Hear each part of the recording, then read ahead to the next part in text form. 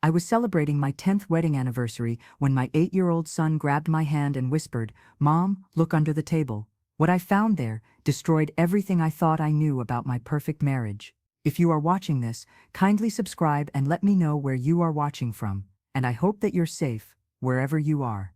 My name is Elena, and I thought I had the perfect life. My husband David and I were celebrating our 10th wedding anniversary at Romano's, the same restaurant where he proposed. The candlelight flickered across his face as he raised his wine glass. "To 10 incredible years with the most amazing woman in the world," David said, his eyes sparkling with what I believed was genuine love. I smiled, clinking my glass against his. "To many more years of happiness."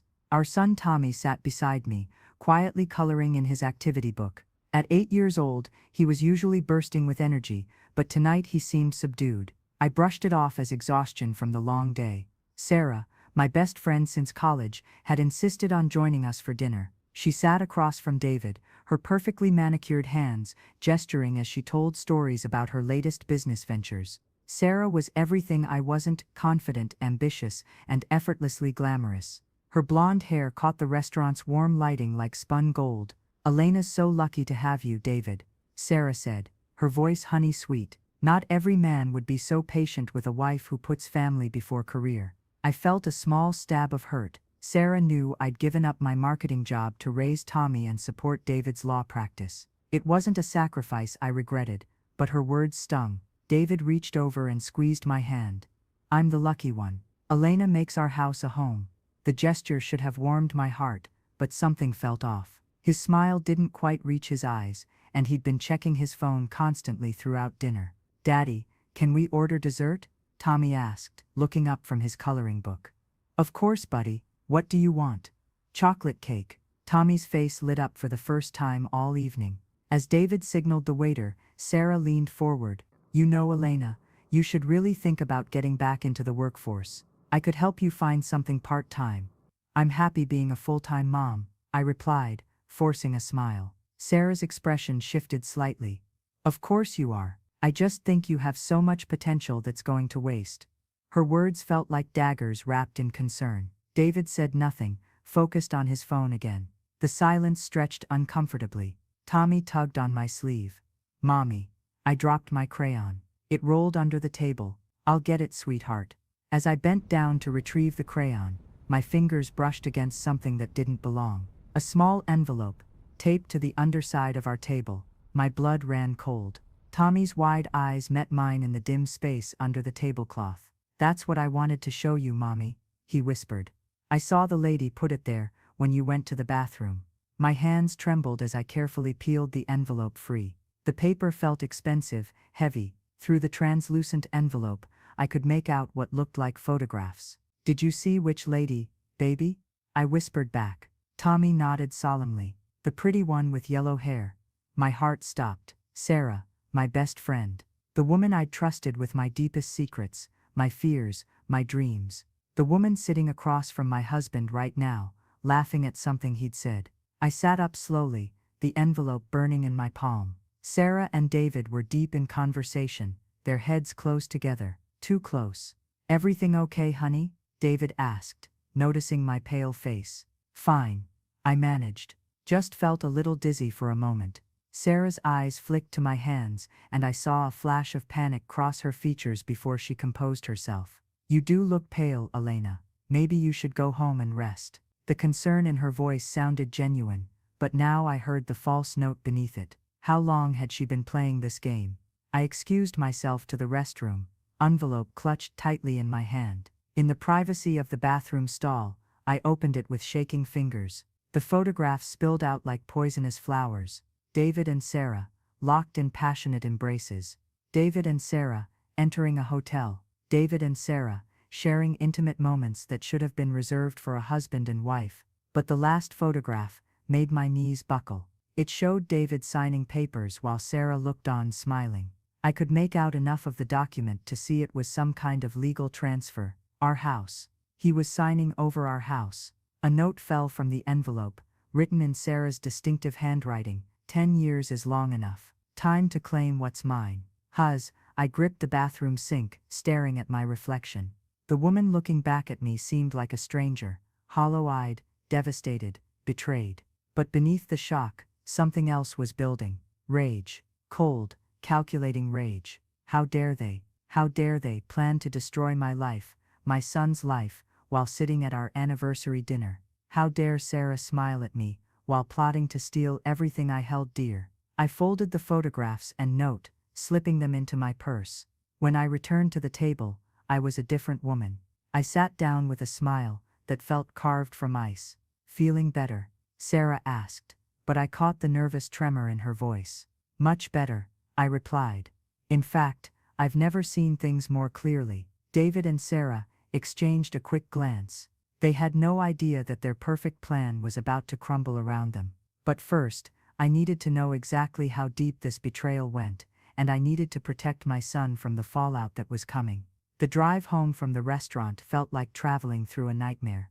David chatted normally about work, while Tommy dozed in his car seat. Sarah had left separately, claiming she had an early morning meeting. Everything seemed normal on the surface, but now I noticed things I'd been blind to before. The way David's phone buzzed constantly, and how he'd quickly silence it. How he'd started working late 3 nights a week, always on the same days. The expensive cologne he'd started wearing. Cologne I hadn't bought him. The new clothes appearing in his closet. Things he claimed were gifts from clients. Most damning of all, I remembered Sarah's recent questions about our finances, our mortgage, even asking to see our house deed for insurance purposes when she was updating her own policy. I trusted her completely, sharing every detail of our life. "You're quiet tonight," David observed as we pulled into our driveway. "Just tired," I replied, carrying Tommy inside. After tucking our son into bed, I sat on his bedroom floor, my mind racing. Tommy stirred and opened his sleepy eyes. "Mommy, are you sad?" I smoothed his hair. "Why would you think that, baby? You look like you did when Grandma was sick." All worried inside. My 8-year-old son saw more than the adults around him gave him credit for. "Tommy, can you tell me more about what you saw at dinner?" He sat up suddenly alert. "The yellow hair lady came to our table when you went to the potty. She stuck something under there real quick and looked around like she was scared. Did she say anything?" Tommy nodded. "She whispered something to Daddy." He looked surprised and then got red in the face. Red like angry or red like embarrassed. Like when I broke his golf trophy. Scared red. My heart clenched. David knew about the envelope. They'd planned this together, but something had gone wrong. Maybe Sarah was supposed to retrieve it before I returned, or maybe it was meant to be found later, after we'd gone home. "Tommy, this is very important. You can't tell Daddy or Miss Sarah about our conversation, okay? It's a special secret between us." His eyes grew wide. "Are we playing a game? Something like that? Can you be Mommy's secret helper?" He nodded solemnly, understanding the gravity even if he couldn't grasp the full situation. Over the next few days, I began documenting everything. I installed a hidden camera app on an old phone and placed it strategically in our bedroom. I started checking David's pockets and found receipts from expensive restaurants I'd never been to, hotel charges, even jewelry store purchases I'd never received. The most shocking discovery came when I checked our joint bank account. Thousands of dollars had been moved to an account I'd never seen before. When I traced the account number, it led to a joint account between David and Sarah. They weren't just having an affair, they were stealing from me. But the cruelest revelation came when I overheard a phone conversation David thought was private. "Sarah, she found the envelope too early," he whispered urgently. "We need to move up the timeline. I told you that kid was too smart for his own good." Sarah's voice crackled through the speaker. "We should have waited until he was at summer camp. It's fine, she doesn't suspect anything. Elena's too trusting for her own good." "Are you sure?" She seemed different when she came back from the bathroom. "Trust me, I know my wife. She'd never believe her best friend would betray her. She's too naive." My hands shook as I recorded their conversation. The casual cruelty of their words cut deeper than any physical wound. They saw my trust, my love, as weaknesses to exploit. That night, I lay awake staring at the ceiling, while David slept peacefully beside me. How long had this been going on? How many times had Sarah sat in my kitchen, drinking my coffee, listening to my problems, while plotting to destroy my life? The next morning brought another shock. I was cleaning Tommy's backpack when I found a note that had fallen out of his school folder. Written in Sarah's handwriting, it was addressed to David. Elena's at her book club Thursday. We have 3 hours. Don't forget the papers. Thursday. Tomorrow. My book club met on the first Thursday of every month, something Sarah knew perfectly well, since she'd helped me join the group years ago. They were planning something tomorrow while I was gone, something involving papers that needed to be signed. I thought about confronting them, screaming, demanding explanations. But a cold voice in my head whispered that revenge was better served with careful planning. They'd been methodical in their betrayal. I would be methodical in their destruction. But first, I needed to know exactly what they were planning to do tomorrow while I was supposedly at book club. I called my friend Janet from the book club. Hey, I can't make it tomorrow. Tommy's feeling under the weather. No problem, honey. We're just discussing the romance novel anyway. Nothing earth-shattering. After hanging up, I arranged for Tommy to spend Thursday afternoon with my mother. Then I called in a favor with my brother Mike, who ran a private investigation firm. I need surveillance equipment. I told him over coffee at a diner across town. Mike studied my face. Elena, what's going on? I showed him some of the evidence I'd gathered. His expression grew darker with each photograph, each bank statement, each receipt. I'll give you everything you need, he said quietly. But promise me you'll be careful. When people are desperate, they do desperate things. That evening, David announced he'd be working late Thursday. Big client meeting, he explained. Not meeting my eyes, might run until 8 or 9. That's fine, I replied sweetly. I'll be at book club anyway. As I watched him practice his lies, I wondered how I'd ever believed myself lucky to have him. The man I'd married, the father of my child, had become a stranger, worse than a stranger. He'd become an enemy. But he had no idea that tomorrow, while he thought I was safely tucked away discussing romance novels, I'd be watching every move they made. And after tomorrow, I'd have everything I needed to destroy them both. Thursday morning arrived, gray and drizzly, matching my mood perfectly. I dropped Tommy off at my mother's house, kissing his forehead and promising to pick him up by dinner time. Grandma, can we make cookies?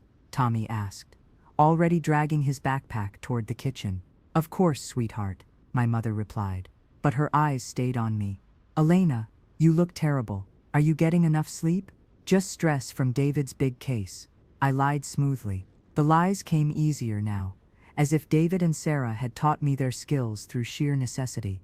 I drove home and parked 2 blocks away, using the back entrance to slip into my own house undetected. Mike had provided me with tiny wireless cameras and audio equipment. I placed them strategically throughout the house, the living room, David's study, our bedroom. Then I waited in Tommy's room, the one place they were unlikely to go. From his window, I had a clear view of the driveway and street. At 2:15 p.m., Sarah's silver Mercedes pulled up. She sat in the car for 5 minutes, checking her phone and reapplying lipstick. When David's car turned the corner, she got out, smoothing her tight red dress. They'd timed their arrival perfectly. I watched through Tommy's Batman-themed curtains as my husband of 10 years embraced my best friend of 15 years, with the passion he'd stopped showing me long ago. They kissed on my front porch like teenagers, completely unaware they were being watched. David unlocked our front door, and they disappeared inside. I switched on the monitoring app, watching their every move on my tablet screen. They went straight to David's study. Sarah perched on the edge of his desk while he opened a safe I didn't even know existed, hidden behind our family photographs. Did you get Elena's signature on the life insurance papers? Sarah asked, her voice crystal clear through the audio feed. My blood turned to ice. Last week, David replied, pulling out a manila folder. She signed everything without reading it. Just like always, Sarah laughed. A sound that had once brought me comfort, now turning my stomach. $1 million, David. We could disappear to that house in Costa Rica and never look back. What about Tommy? David asked, and for a moment I felt a flicker of hope that he still cared about our son. He's 8, he'll get over losing his mommy. Kids are resilient. Sarah's casual dismissal of my child's well-being shattered the last of my illusions about her. They were planning to kill me. The folder David held contained more than insurance papers. I watched him spread out documents across his desk, the deed to our house with forged signature transferring ownership to Sarah, bank account access forms, even a forged will leaving everything to him. But the worst was yet to come. When? David asked, his voice steady as if they were discussing dinner plans. Saturday night. Elena always takes her sleeping pills then. 2 instead of 1 because of her weekend insomnia. Sarah knew my routines better than I knew them myself. I'll slip her something extra, make it look like an accidental overdose. Grieving widow struggling with depression, took too many pills, and the alibi. Girls' night at my place. I'll invite 3 other women, make sure they see me there all evening. You'll be at your poker game with the guys from work. Sarah had thought of everything. David nodded, then pulled Sarah close. After Saturday, it's just us. No more sneaking around, no more pretending. They kissed again, and I had to turn away from the screen. 10 years of marriage, 10 years of believing in love and trust and partnership, and this is what it led to. My husband and best friend planning my murder so they could steal my life and abandon my son. But I wasn't the naive, trusting woman they thought I was. Not anymore. I watched them spend the next hour celebrating their upcoming crime, drinking my wine and planning their future in my house. They talked about selling our home and moving to Costa Rica. They discussed how to handle Tommy. Sarah suggested sending him to boarding school so David wouldn't be burdened with single parenthood. Every word was recorded, every casual cruelty documented. At 4 p.m. they finally left, but not before David reset the alarm and Sarah straightened the pillows on our couch. They were covering their tracks, making sure I'd never know they'd been there. I waited 30 minutes before emerging from Tommy's room, my legs shaky with rage and adrenaline. I collected all the surveillance equipment and backed up every file to multiple cloud accounts. Then I called Mike. I need a lawyer, I said when he answered. The best divorce attorney you know. And Mike, I need them to understand this isn't just about divorce, this is about attempted murder. Jesus, Elena, are you safe? For now. But they're planning to kill me Saturday night. Silence stretched between us before Mike spoke again, his voice deadly calm. Don't go home alone tonight. Stay with Mom. I'm calling in some favors. As I drove to pick up Tommy, my phone buzzed with a text from Sarah. Hope Book Club was fun. Coffee tomorrow. Miss you. I stared at the message, marveling at her ability to lie so effortlessly. Tomorrow she'd sit across from me, probably asking about my weekend plans, knowing she intended to murder me in 2 days. I typed back, coffee sounds perfect, can't wait to catch up. 2 could play the lying game. But what Sarah and David didn't know was that I'd already started playing a different game entirely. One where I held all the cards, knew all their secrets, and controlled the outcome. Saturday night would come, but it wouldn't end the way they expected. Friday morning, I sat across from Margaret Hartley, the most ruthless divorce attorney in the state. Mike had called in a significant favor to get me this emergency appointment. Margaret's corner office overlooked the city, and her sharp gray eyes missed nothing as she reviewed my evidence. This is attempted murder, she said bluntly, closing the file. You need police protection. They haven't actually tried to kill me yet. It's all just planning. Elena, conspiracy to commit murder is still a crime. The evidence you've gathered is substantial. I'd spent the previous evening organizing everything. Photographs, bank records, audio recordings, surveillance footage. Seeing it all laid out professionally made the betrayal feel even more surreal. I want to catch them in the act, I said. I want them to face consequences for everything. The affair, the theft, the planned murder. If I go to police now, they might claim it was just fantasy talk. Margaret leaned back in her leather chair. What you're suggesting is dangerous. What they're planning is murder. She studied me for a long moment. You're not the same woman who walked in here an hour ago. She was right. The trusting, naive Elena was gone, replaced by someone harder, colder, more calculating. Someone who'd learned deception from masters. I need to know my rights. Regarding Tommy, I continued. If something happens to me, where does he go? With the evidence you have of David's plans, we can ensure Tommy never ends up in his custody. But Elena, we're getting ahead of ourselves. Let's focus on keeping you alive first. Margaret outlined the legal steps we'd take after Saturday night. Divorce proceedings, custody arrangements, criminal charges. But first, I had to survive their murder attempt. I left Margaret's office and drove to meet Sarah for coffee, my stomach churning with each mile. Could I sit across from her and pretend everything was normal? Could I look into the eyes of someone planning to kill me and smile? Sarah was already waiting at our usual cafe, looking radiant in a white sundress. She waved enthusiastically when she saw me, the picture of friendship and innocence. "Elena, you look tired, honey. Everything okay?" I slid into the booth across from her, studying her face. How had I never noticed the calculation behind her warm smile? "Just been a rough week," I replied. "David's working so much lately." "Men and their careers," Sarah sighed, stirring her latte. "At least you know he's a good provider. Some women aren't so lucky."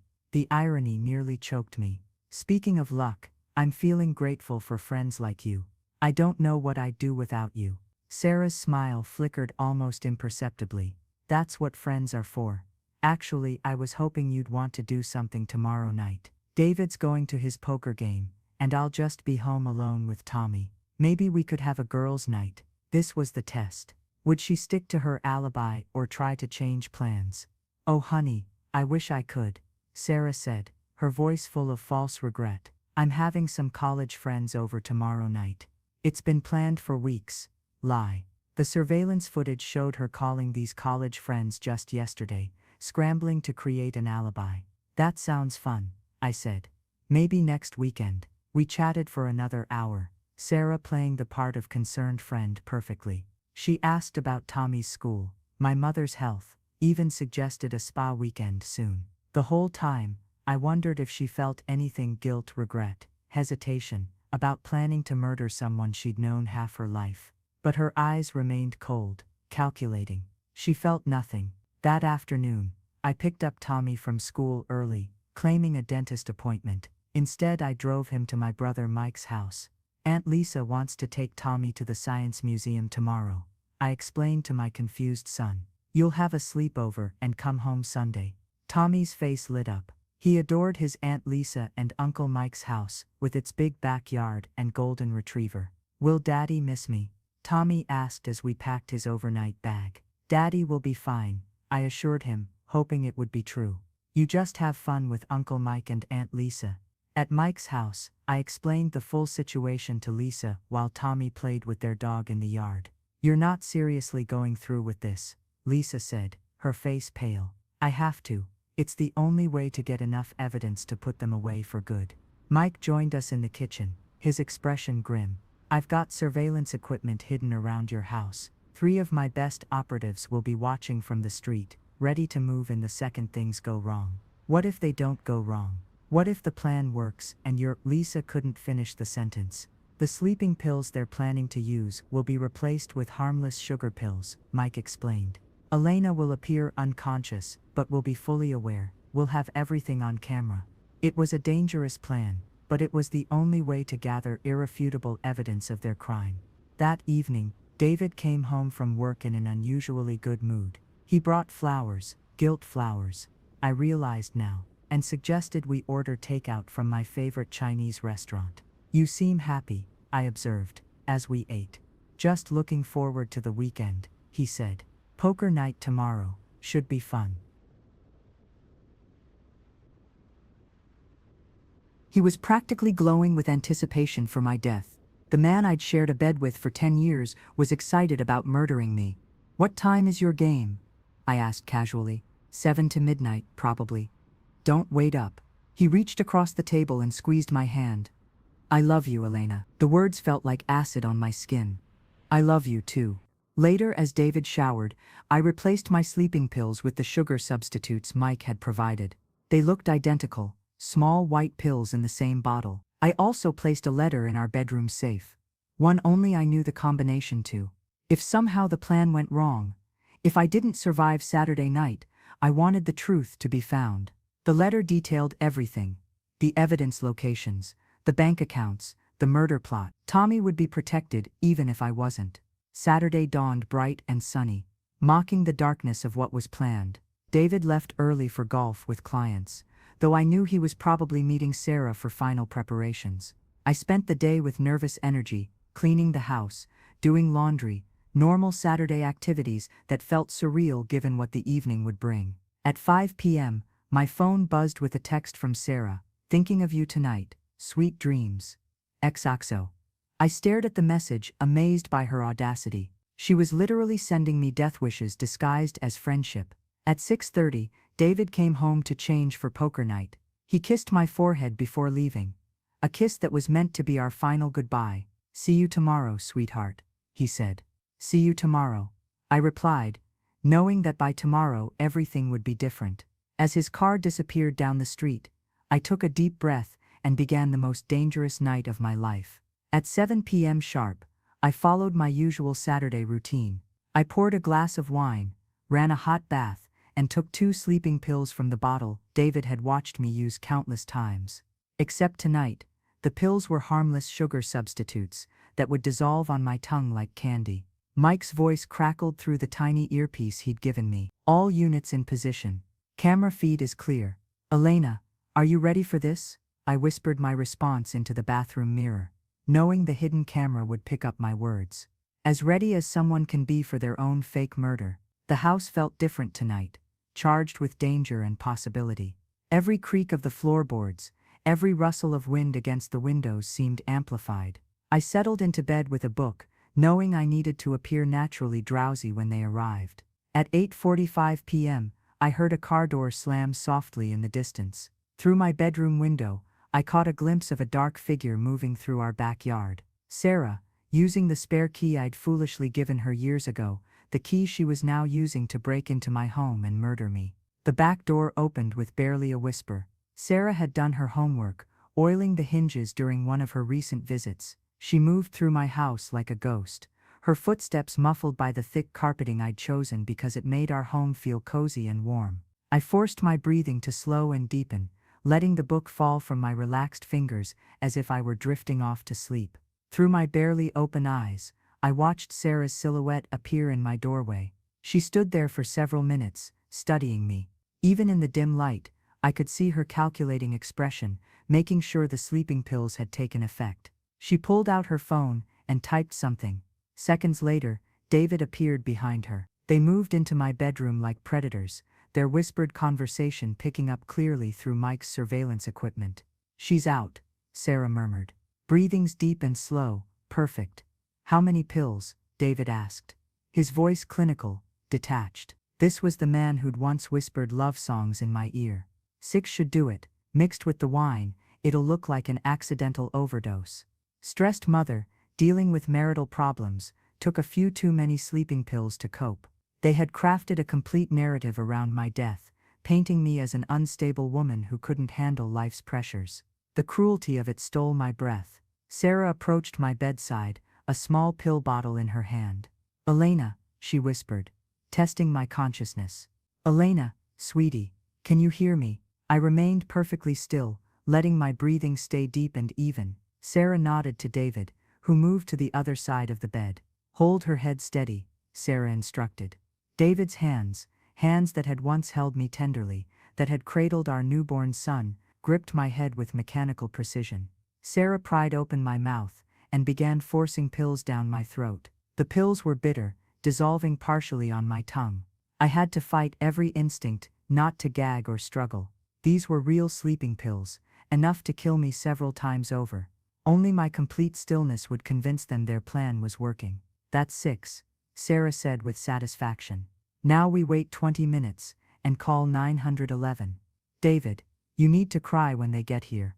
Devastated husband who found his wife after she took too many pills. 20 minutes. I had 20 minutes before they'd call for help. 20 minutes to let them think their murder was successful. They settled into chairs they'd pulled close to my bed, watching me like vultures waiting for death. Sarah checked her phone repeatedly, timing my supposed demise with the precision of a surgeon. "I can't believe we're really doing this," David said, his voice cracking slightly. Having second thoughts, Sarah's tone turned sharp, dangerous. "No, it's just we've known her so long. She was in our way, David. She was keeping us from our real life together." Sarah's voice grew cold. "Elena was always weak, always needy. She would never have let you go willingly, and she would have taken everything in the divorce." I wanted to scream. "Weak," I had supported David through law school, raised our child, managed our household, sacrificed my career for his dreams. But Sarah had rewritten history to justify murder. Look at her, Sarah continued, her voice taking on a dreamy quality. She looks peaceful. We're doing her a favor, really. She'll never have to face the reality that her perfect life was a lie.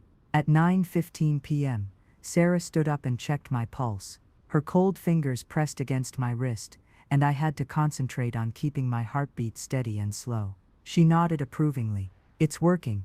Her pulse is getting weaker, except it wasn't.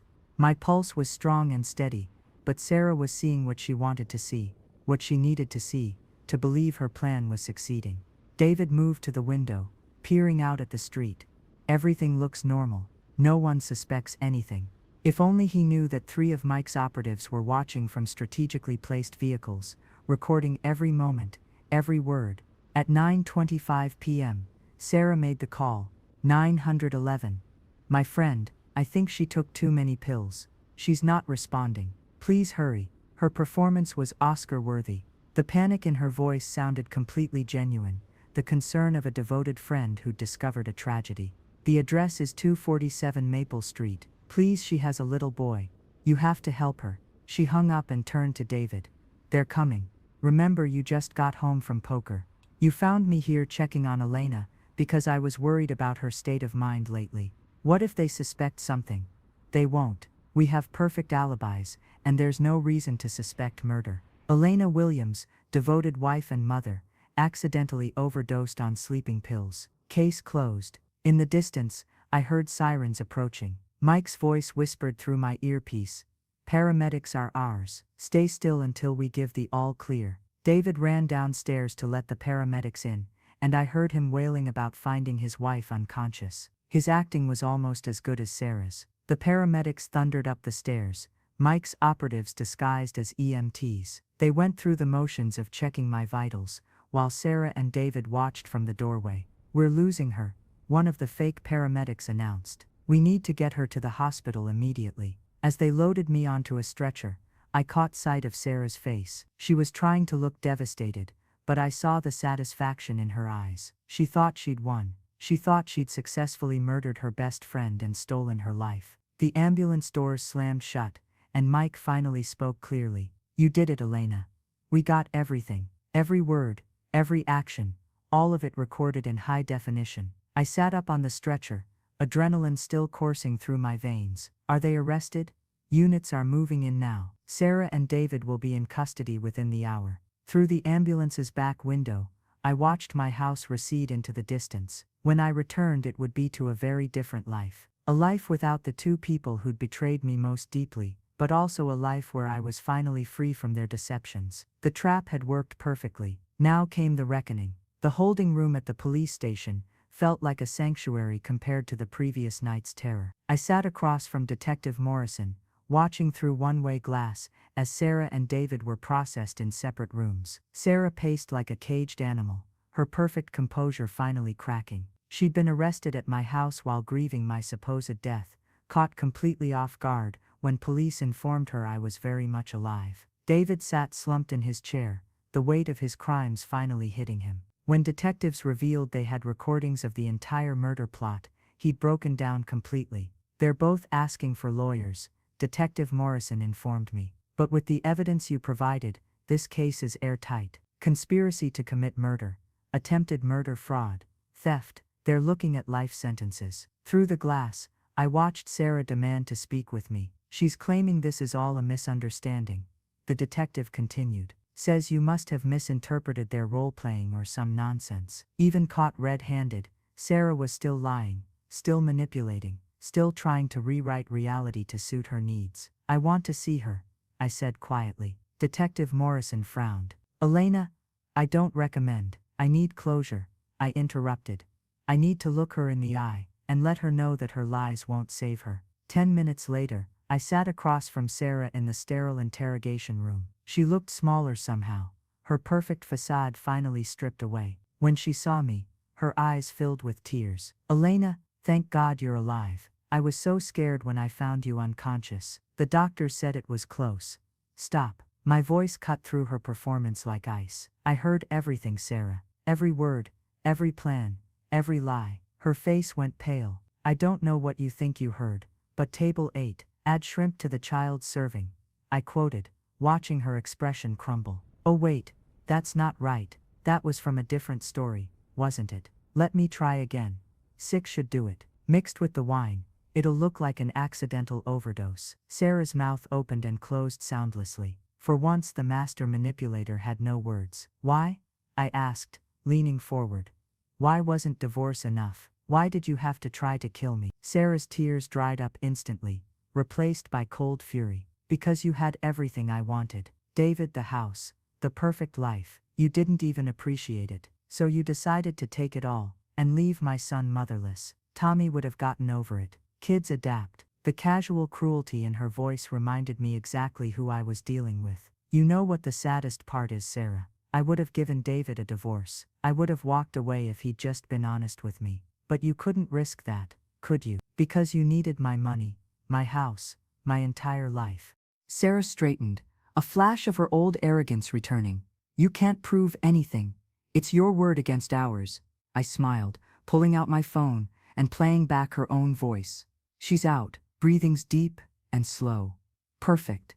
The color drained from her face as she heard herself plotting my murder. How do you think this story ends, Sarah? I asked quietly. Do you think anyone will believe your lies now? 3 months later, I sat in the same cafe where Sarah had pretended to be my friend while planning my death. This time, I wasn't alone. Tommy sat beside me, coloring in a new activity book while I finished reading the newspaper article about Sarah and David's sentencing. 25 to life for conspiracy to commit murder, the headline read. Local attorney and accomplice sentenced for elaborate murder plot. Tommy looked up from his coloring. Mommy, why are you smiling? Because justice feels good, sweetheart. The months following their arrest had been difficult but healing. Tommy had needed therapy to understand why his father was gone, why the woman he'd called Aunt Sarah had tried to hurt his mommy. But children are resilient, and with help, he was beginning to process the trauma. The divorce had been swift once David's crimes came to light. I kept the house, the savings account Sarah hadn't managed to steal, and full custody of Tommy. David signed over all parental rights, rather than face additional charges. Margaret Hartley had been right. The evidence was overwhelming. The recordings, the forged documents, the stolen money, all of it painted a picture of calculated evil that no jury could ignore. Mike joined us at the cafe, sliding into the booth across from Tommy. How are you holding up, buddy? Good. Look, I drew you and Aunt Lisa and your dog. Tommy held up his artwork proudly. That's amazing. I'll put it on my refrigerator. After Tommy returned to his coloring, Mike leaned forward. Any regrets about how it all went down? I considered the question seriously. About exposing them? Never. About trusting them in the first place. Every day. You can't blame yourself for having a trusting heart, Elena. I can learn from it though. I watched Tommy color carefully inside the lines, his tongue sticking out in concentration. I'm teaching Tommy to trust but verify, to listen to his instincts when something feels wrong. Smart kid. He knew something was off about Sarah from the beginning. I nodded, remembering how Tommy had tried to warn me in his own 8-year-old way. Children often see truth more clearly than adults, because they haven't learned to explain away red flags yet.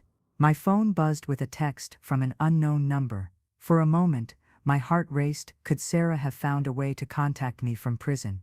But it was from Jennifer, a woman whose husband had tried to poison her 6 months ago. She'd seen my story in the news and reached out through Margaret's office. Thank you for your courage, the message read. Your story gave me strength to come forward about my own situation. He's in jail now, and my kids are safe. I showed Mike the message, feeling a warmth spread through my chest. Maybe something good can come from this nightmare, after all. The 1-year anniversary of my fake death passed quietly. Tommy and I spent it volunteering at a women's shelter, helping other mothers and children escape dangerous situations. It felt right, using our experience to help others find their own courage. Standing in my kitchen that evening, watching Tommy help me make his favorite chocolate chip cookies, I reflected on how much our lives had changed. The house felt lighter somehow, free from the poison that David and Sarah had brought into it. "Mommy," Tommy said, carefully measuring flour, "are you happy now?" The question caught me off guard with its simplicity and depth. "Yes, sweetheart, I'm happy. Are you?" He nodded vigorously.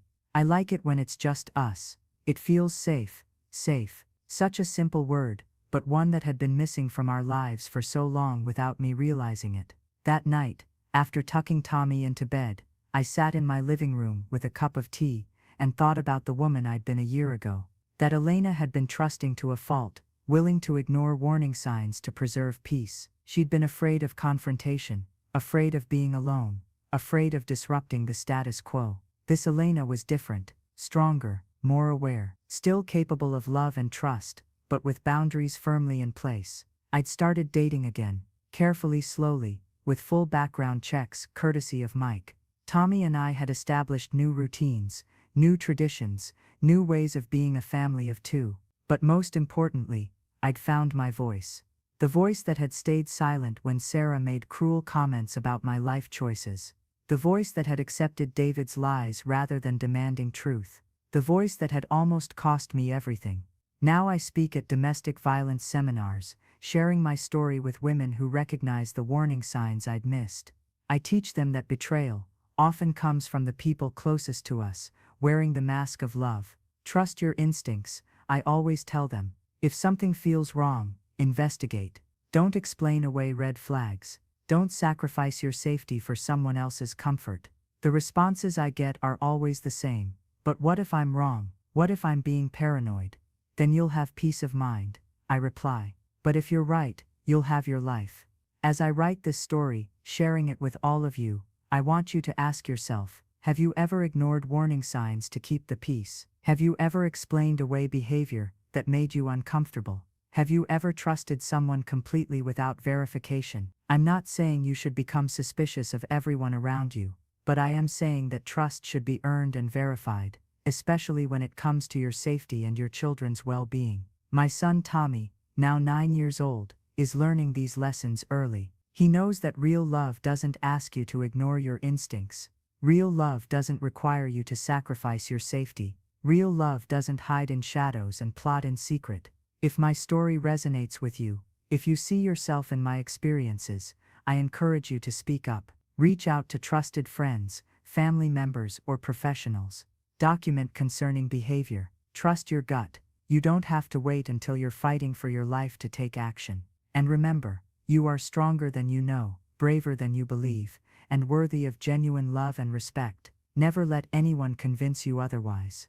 If this story touched your heart, or opened your eyes to warning signs you might have missed, please give it a thumbs up and share it with someone who might need to hear it. Subscribe for more true stories of survival, strength, and justice. Your support helps these stories reach people who need them most. Stay safe out there, and remember, you have more power than you realize.